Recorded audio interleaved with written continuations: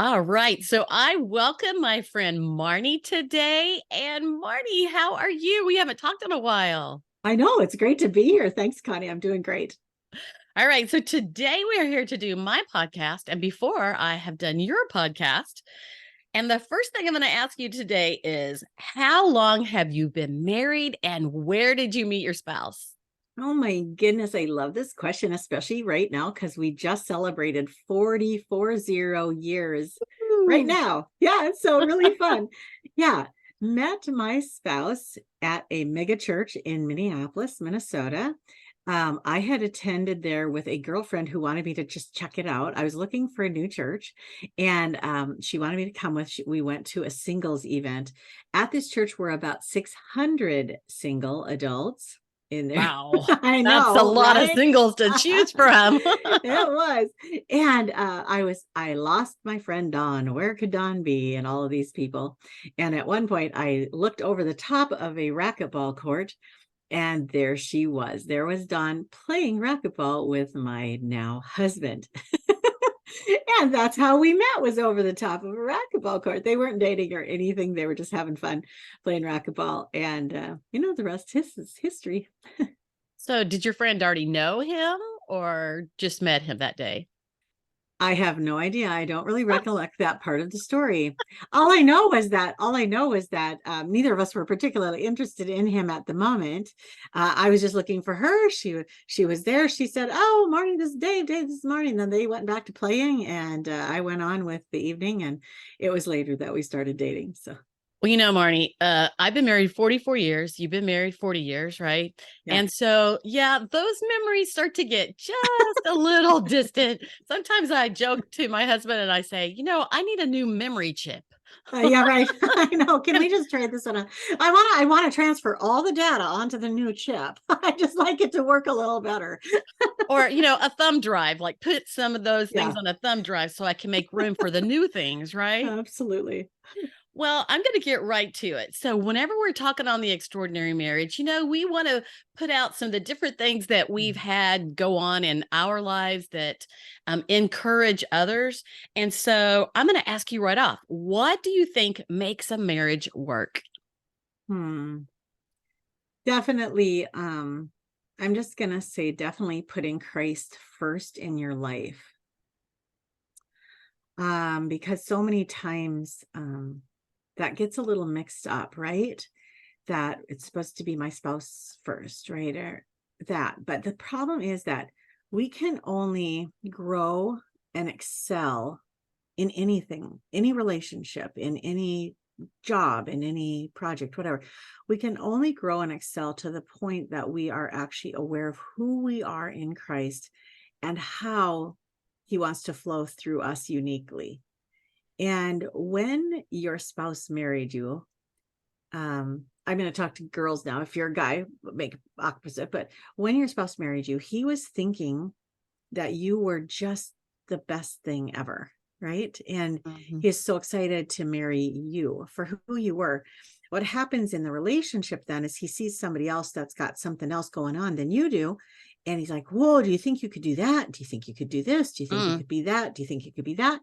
And what happens is that we, at least for me, I just would try to morph into more of what he envisioned that I might be. And that's not a good plan. It's not going to work long term, right? You can maybe pull it off short term, but long term, it's going to cause trouble. So, what's more important is that you get with God. Spouse comes in and says, "Do you think you could do this thing that maybe is beyond your capacity for whatever reason?" And you go to God and you say, "Wow, God, do you think I could do that for him?" And if it's a no, that the one relationship that you have to get the well done in is the God me relationship. Because when you get the well done from God, God's going to help your spouse as well. And you're going to be able to come back and be the best you can be. And that's who you actually fell in love with, was the best you were being. And so I think that's, to me, keeping that relationship with God really on the straight and narrow is going to keep your marriage on the straight and narrow. Well, Marnie, what I'm kind of hearing as you say that is we come into marriage with a different set of confidence sometimes. And hopefully, I don't know about you, if that's really what you're saying, but it makes me think about, for me, um, not that much confidence whenever I first got married, and through the years. So ladies, if you're out there and you're younger and you're thinking, I don't have great confidence, it's okay, because guess what? You can grow your confidence and continue that growth personally and in your marriage. But I'm kind of like you, Marty. I was raised with, the Holy Bible was the foundation of everything else. And, something that's going on here in the month of December is Christmas. And, so often people forget the real meaning of Christmas. I was teaching voice lessons 5, 6, 7 years ago. And I decided to do some Christmas music. And so, I was pulling out Away in the Manger, Silent Night, and some of those different songs. And the kids didn't know them. Mhm. They just didn't know the songs. And since I had always sang those songs, I had no idea. Little town of Yeah. Bethlehem, Yeah. I had no idea that everybody didn't even know what Christmas was really about. Right.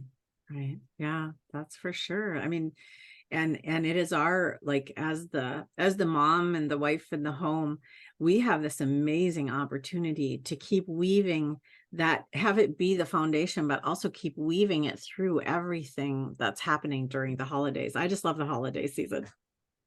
Since I mentioned that, what's one of your favorite memories for your Mm. family for Christmas? Oh, there's so many good ones. I think I'm going to go way, way back to when I was a child. And my mom, we never had much money. There were 4 girls, no boys. We never had much money, but my mom was pretty good at watching for, like special deals, or like we had Barbie dolls, and like my poor Barbie doll really didn't have very much hair left on her head when I got her, but she was my favorite ever in the Oh, whole world. And one Christmas we came down from upstairs in our house to find Barbie clothes all over the living room. She had worked for months with little pieces of fabric to sew us little adorable Barbie clothes for all of our Barbies. And I remember being overwhelmed. It was just like I had gone to heaven. And I think, we have this opportunity as a mom. We have this opportunity to make Christmas a bit magical for our children. It is so, the thought that Jesus would come to earth and give himself up in that way for us is just beyond imagination. And I think that that is the core of what we're trying to communicate with all the running around we're doing. But my heart for you guys, my heart for me, is that we would keep the focus on Jesus. And as we find ways to really inspire that moment of wowness into the holidays, that would be like what he has done for us. And I think that's our motivation, should be there, instead of trying to impress somebody, or get 5 stars from somebody. It is to bring in that awareness of the amazing thing that he's done for us. I like that. I like that. Well, so tell us a little bit about, like, you have kids, you have grandkids. What you got? Yeah, we got 3 adult kids, homeschooled all the way through, and they're now adults and they're all doing great. Our daughter Karen is married, and we have 2 grandkids who live 20 minutes away from us. So I'm a pretty spoiled mama in that our boys are in Utah and Atlanta. But other than that, we get to be by the grandkids, which, if I had a druther, that would be my druther. Well, I'm here in Atlanta, right on the outside of Atlanta. I didn't realize that one of your kids lived here, Yeah. and you're in Florida, right? Yep. Yep. Yeah. St. Petersburg. Yeah. Yeah. I was thinking you're in Florida. Well, whenever you think about marriage, um, what do you consider a big challenge or frustration that sometimes couples have, and how do you overcome that? Hmm. One for me definitely was setting boundaries. I was not good at that in my marriage. I was really good at it in the business world and other places, but not in my marriage. And so that took a lot of decades to figure that one out. And it's really important that you set clear boundaries. Jesus set boundaries. God, I like the boundary, just one of them that God set, the seashore only goes this far and no further. And, boundaries are just from the beginning of time. God has set boundaries. And so it's important for us to set boundaries. I say that's hugely important. If you haven't learned how to do that, read the books, Boundaries in Marriage. That one is fantastic. If you already know how to do that one, I want to just tell you that there will come things in your marriage that are like your number one fight spot. It's like in our marriage, it was ridiculous, Connie, but for probably close to 2 decades, Mm. our number one fight was, where is the blank? My husband would say to me, Marnie, where's the whatever it was he was looking for? Where is the blank? And I would go into immediate panic zone because I need to find that thing right now. And I don't know exactly where it is. And I'm right in the middle of making supper. And oh my goodness. And, I would go into this panic mode. And then because he thought he needed right then whatever he was asking for, and I thought I needed right then to get it for him, we would go into crazy cycle, right? So we've all heard that phrase, the crazy cycle. Yes.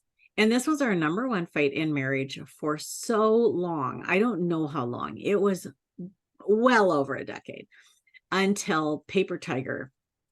Paper Tiger was a system that she promised, and I don't even know if it's out there anymore, but she promised that if you used her system, that you could put your hand on anything within 30 seconds. Wow. And I'm like, wow, that's amazing. And I'm like one of the most organized people you'll ever meet. And I thought, I wonder if this could work. And she said in her introduction, she said, she goes, the people who need this the most are the most organized people. They have the hardest time finding things. And it's like, how is this possible that the most organized people have the hardest time finding things? But it was true.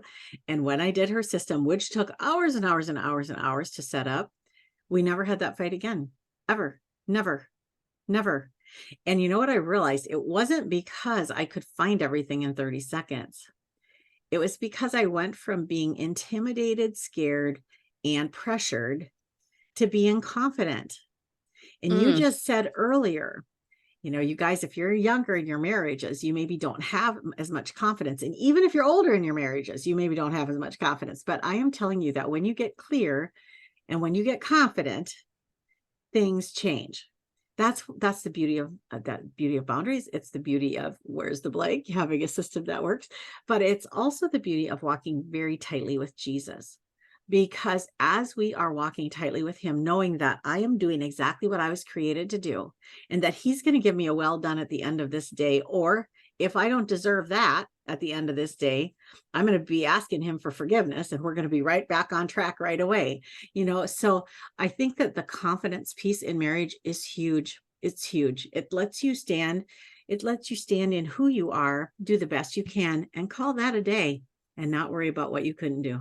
Well, I have to say to you that is the first time I've ever heard anybody say, like, for 20 years, that was their biggest fight. And I can't help but think, Marnie, you were putting that pressure on yourself, don't you think? Oh, it was totally me doing it.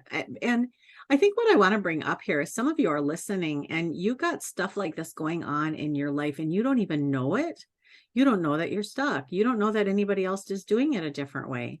One of the things I love about living now in the 2020s, coaching is available and you can have people come in and speak into your life, some clarity. Like you don't even see that you're having a recurring fight. It's just like, well, I just try so hard to find it for him,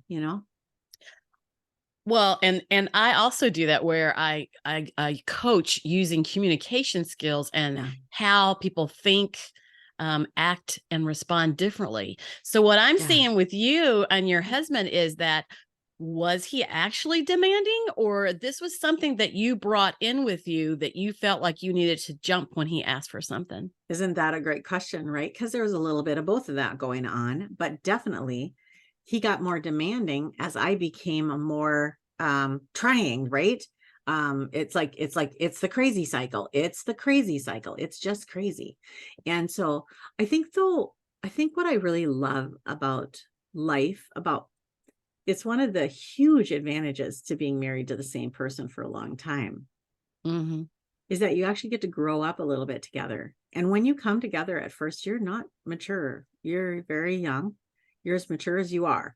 But you actually get to grow up together. And there's so much space for grace. And I love that God is gracious. As you were saying, you said something like, Marnie, when you were telling me that, and as you said that, what came into my mind, Connie, was actually the miracle that our biggest marriage fight was something so ridiculously small, That's kind of what I was right? thinking. Yeah, right. And the gift of that. And some of you have really big stuff going on in your marriage, but wherever you are in your marriage, you know, 1 Corinthians 13 talks about what love is, and love is really amazing. Love is patient and kind, and it doesn't quit believing that there's hope for something better. So no matter what you're in and how long you've been in it, there's so much hope in Christ for you, for your marriage. So sometimes it's simply being aware that there is a problem, because at first Yes. you weren't aware that you did not need to just jump every time he said something. And the more you Right. did it, then the more he expected Yes. Yeah. you to do that. Now, Yeah. let me ask you, and hopefully this isn't too personal, but it's like in your mom and dad, did your mom jump when your dad said, "Hey, honey, I need this. Hey, where's that?" I don't remember that conversation ever happening in my home. So I don't know about that. My mom was a very wonderful wife. She tried really hard to, to just keep my dad really, really happy. That was her main goal. And I have a sister who's been married for now, I think they're at 44 years or so. And she always says that her and her husband have they have a contest going on, who can spoil the other one more. Ooh, and that's what we like to hear, isn't it? Yeah, Do you right. know, it sounds so ooey gooey, but my husband, he is a pleaser. He's a supporter. He's a servant. And my mom and dad taught me to be nice Yeah. and have good manners. And I Right. find one of the biggest things in marriage is to use your manners with each other. Often people start to, they're nice Mm, out in public. And then when they go home, mm, they they just let their mm, hair down and get all stinky with each other. And to be honest, mm. it's important to like your spouse, especially when Yeah. you've been married this long, right? Well, hopefully we like and love and cherish and depend on and all those many things. When you were talking about that, you and your husband, I was thinking, boy, Dave and I, we are both strong-willed, bullheaded. Like, Mhm. I mean, we are so stubborn, both of us, and our kids are stubborn and strong-willed. And so we have one kind of laid back, but the rest of us, we're just like in a dogfight all the time. That's how in our heads go. So there's a lot of work that happens here to actually be gentle with one another, to be very flexible, to not always demand our own way when we're pretty Mhm. sure it's the right way, and all that, so but when you have strong leaders, I mean, that's what you have, and that it's a gift from God. It gets a lot accomplished in the world, but it is harder on the relationships to get to the point where you're just really comfy with each other and all that. Okay, so I'm going to take that a little further, because what I'm Okay. saying here is you are two strong-willed people who butt Yeah. heads. Yeah. And my husband and I'm pretty willed Mhm. too. I actually don't really like to be told what to do. I'm not sure if I remember seeing pictures when I was a kid, and my mom was telling me to do something, and I would have my head kind of ducked, and I would be kind of Yeah. looking up through, and I wasn't very happy about being told what Yeah. to do, but I learned to listen. But my Yeah. husband's really good about not doing that with me. But when you have two strong-willed people, and somebody out there's got strong-willed kids too, but Mhm. strong-willed people, you do have that opinion, and they are usually leaders. And Right. so they are very busy. They have many things going on, and they both like to make decisions, Yeah. you know, and so you do butt heads. And so sometimes, like Marnie, you've done good, because sometimes people don't make it whenever Absolutely. they're both very strong minded. Absolutely. Yeah. One of the best trainings I ever had was on the three different kinds of men. And there's like 3% of men are strong leaders, like military commanders. And just really, I mean, that is their thing. They have to have people who say, oh, why should I jump? Where should I jump? When should I jump? Should I jump again? They need people following them. Strong leaders. I married one of those. And then we have the second kind of guy, who's the idea guy. And there's maybe 12 to 20% of men who are in that. And these guys drive you crazy because they've forever got an idea going on, just forever, new ideas. And I'm married to that man as well.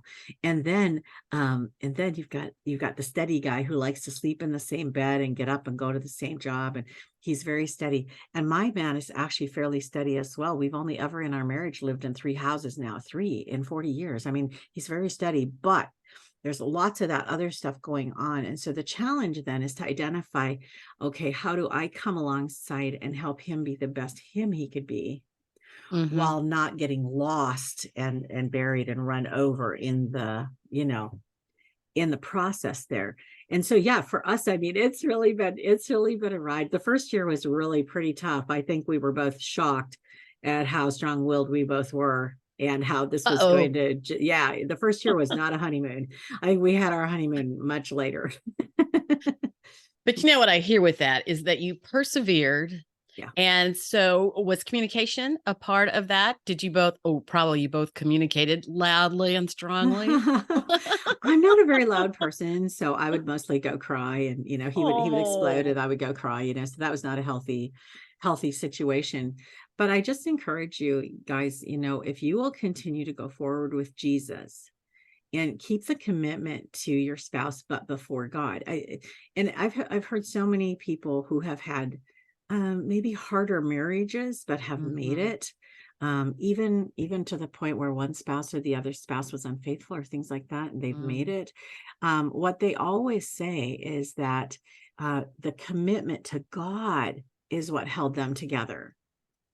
You have this commitment to each other, but the commitment before God is what is the glue that holds you together. And if you'll just keep going back to God every single time, he will give you wisdom right in the moment of how to go forward, and you'll get better at hearing that. And one of my mentors, Nancy Missler, she's at home with God now in heaven, but she taught me that spiritual maturity has really nothing to do with what's going on. And she was married to such a strong-willed man.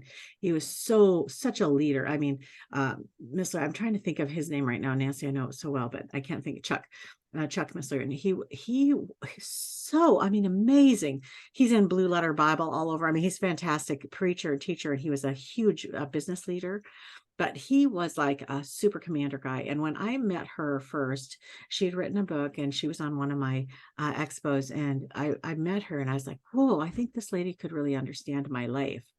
And she sewed into my life that spiritual maturity has nothing to do with what's going on right now.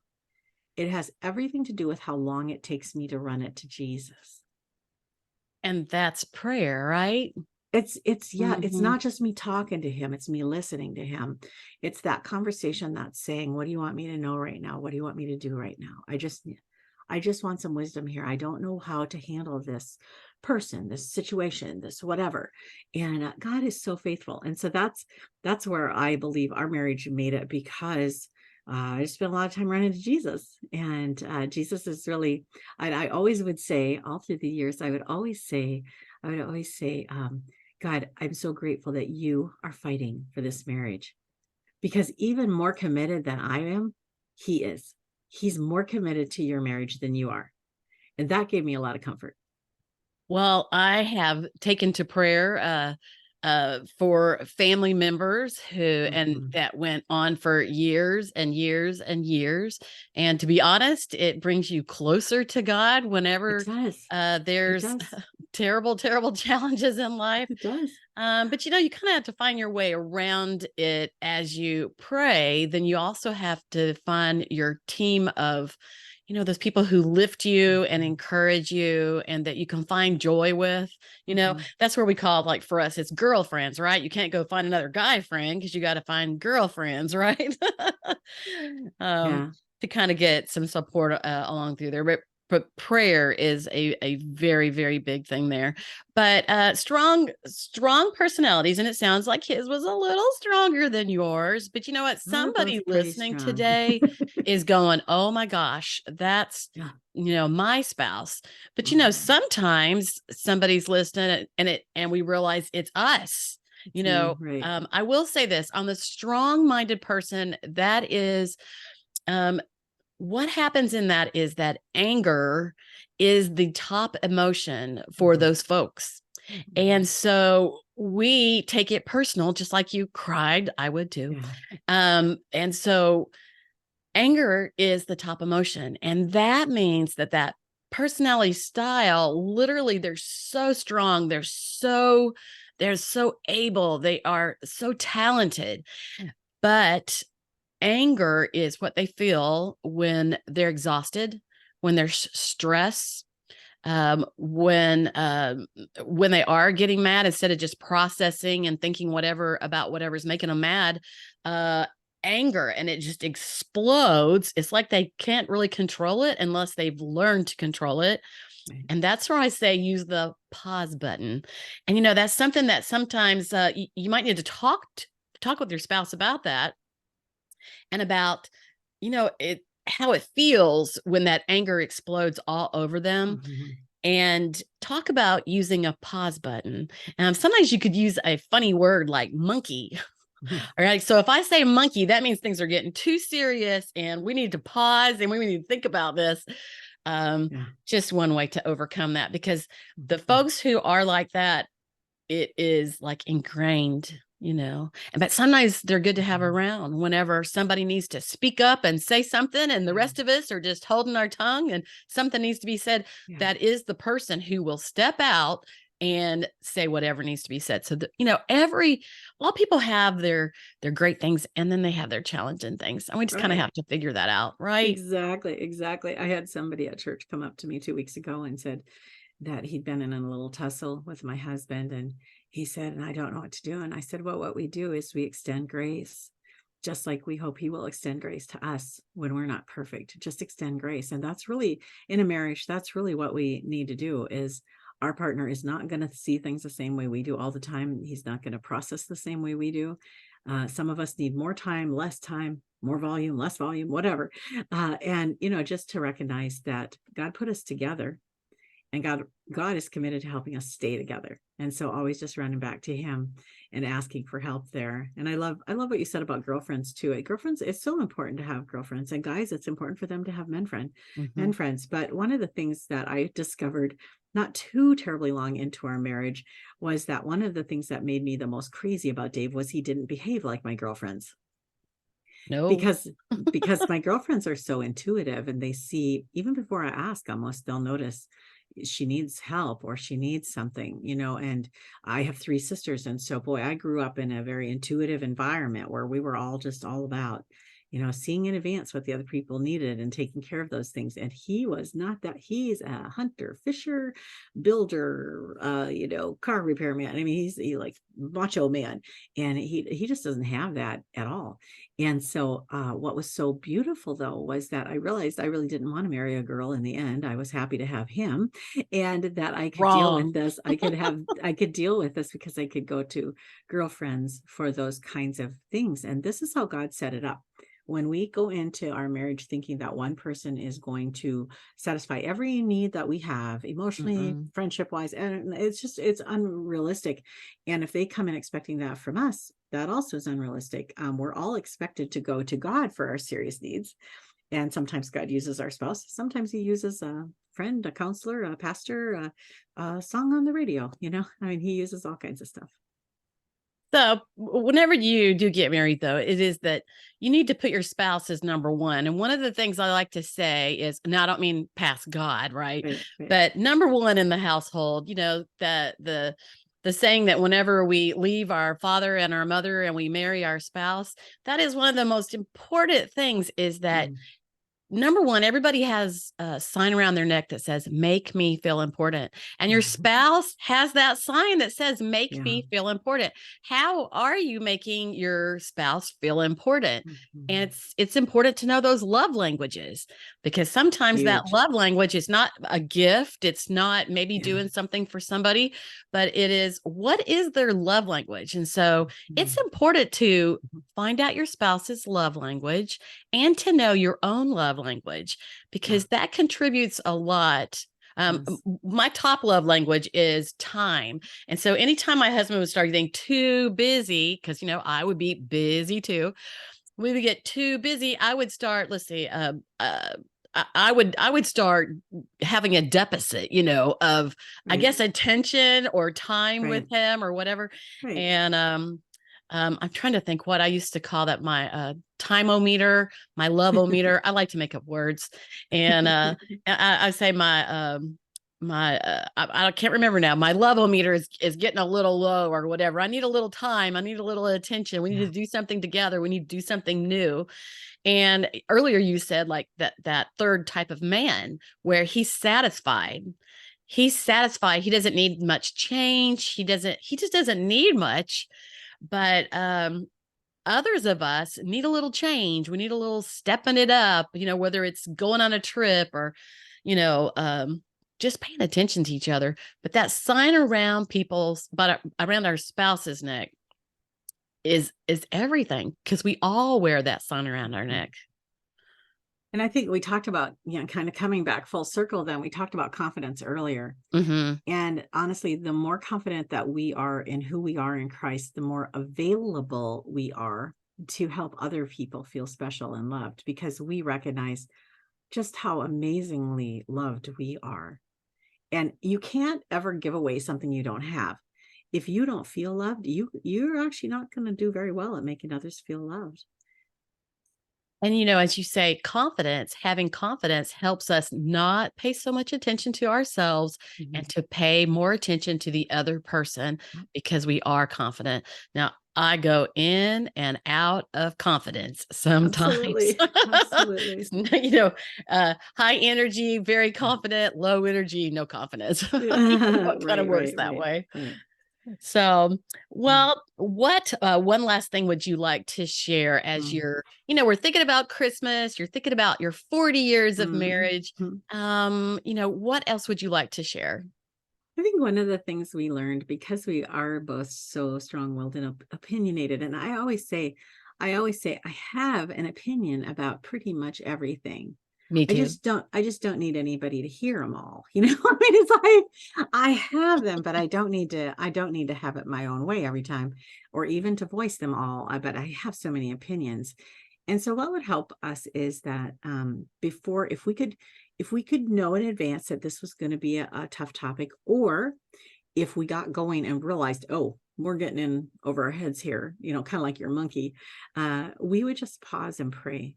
And what Mm-hmm. happens is that when you pray, you recognize that both of you are just standing as sinners at the bottom of a cross, where Jesus died to cover all of that with grace, with love, with mercy.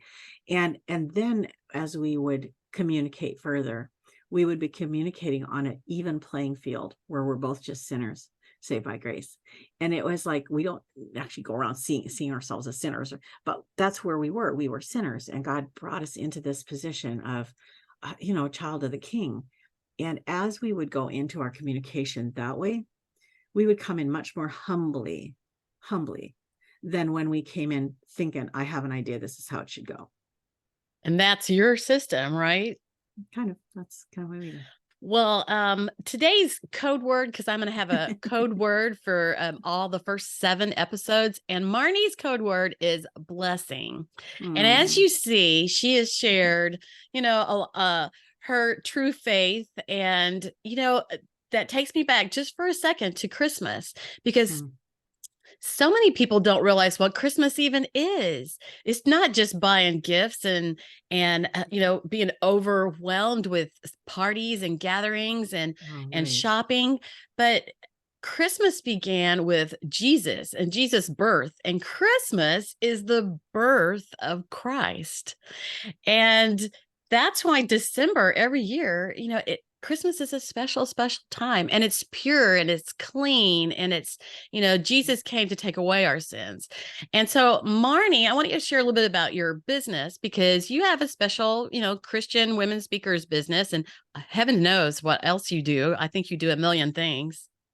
Well, for sure. And I think, are we giving away a summit pass here today? I think to the Holidays to Strategies Summit. Ooh, yes. If that's what you would Yes, like, that's that's what I what we're want to giving. do. Yeah. So if you guys, we just had a Holiday Strategies Summit with 12 trainers, all talking about ways to keep Christ in the center of Christmas, but also how to reduce your stress, save time, save money, enjoy your family, kind of work with some of those tricky family members, host parties, things like that. And so I want to gift you guys, they're usually $37 for the summit sets, but Connie said I could give you a free gift. And so that's what we're giving away today, is access to that whole set. And the trainings are available right now. So just go ahead and wherever the link is for that, go ahead and get that.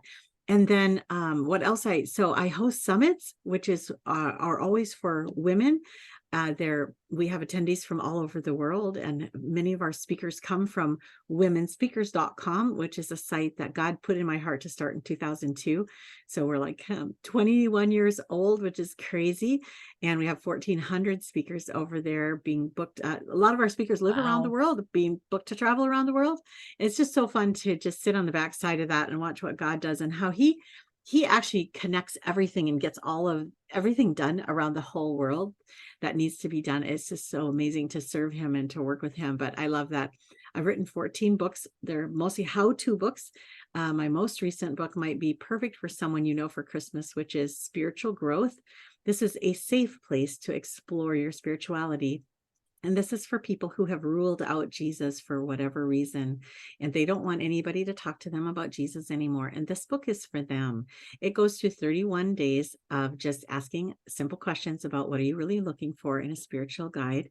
And then at the end, it has a religion comparison guide that just compares all the different options that they have. And, I just know Jesus wins hands down, and God can communicate to any seeking heart. And so for those of you who have loved ones who've ruled out Jesus, we've just been seeing amazing things happen with this book as people are able to, in the quiet of their own heart, actually be honest about what they're looking for in a God.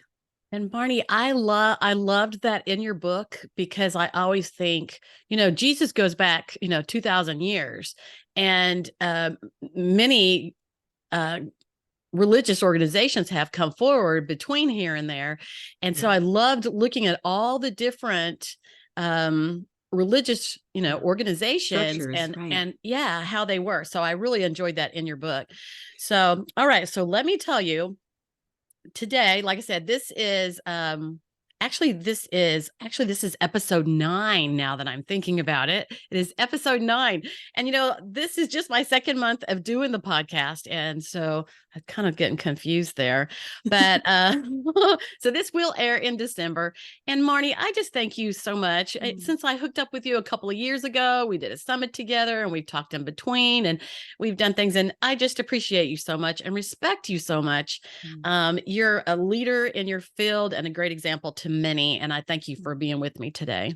Oh, thanks, Connie. I love you. I love your heart, and I love what God's got you doing in the world. So thanks for having me here. It's fun, continually growing and giving out to others, right? Yeah. Thanks, Marnie.